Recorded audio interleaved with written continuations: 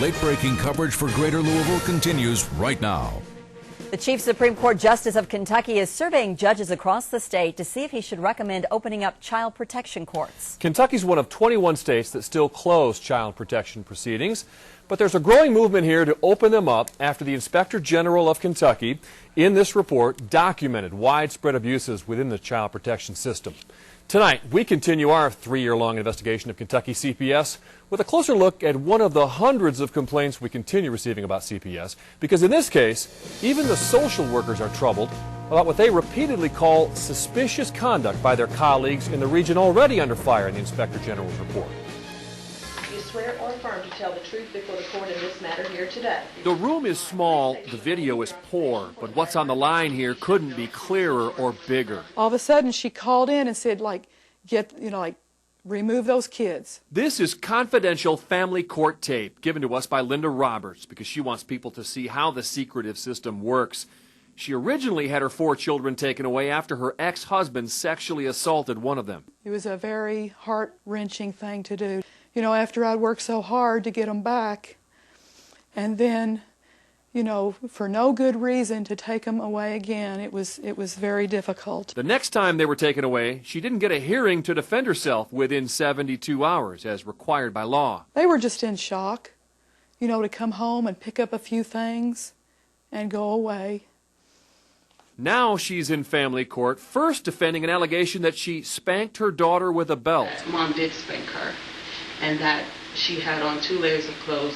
Mom made her remove 1 layer of clothing, and Mom hit her once or twice on the bottom, that she did not have any marks on her. The school system never saw any marks on the children either, so the CPS social worker ruled the physical abuse allegation unsubstantiated.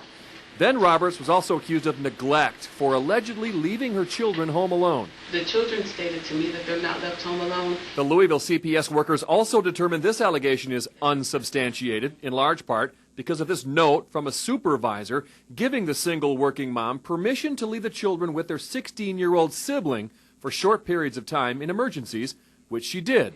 In fact, the Louisville-based social workers take Roberts' side as a success story. Ms. Roberts appears to me to go above and beyond with the kids because she has them in the child enrichment program, and she takes them to school, and she works, and when they get out of school, they're bused directly to the program. She picks them up after school. And we have letters from supervisors, directors, neighbors, co-workers, all stating and attesting to the fact that whenever they see Ms. Roberts, they see her kids. And that the neighbors say that they've never seen the kids home alone. But Judge Shan Embry rules differently because of this previous court order, which says the children may only be left with their older adult siblings when not in the care of their mother. Linda Roberts is found in contempt because the younger siblings were left with a 16-year-old on 4 or 5 occasions. The judge also finds the children were all physically disciplined by Linda Roberts with a belt and switch on numerous occasions.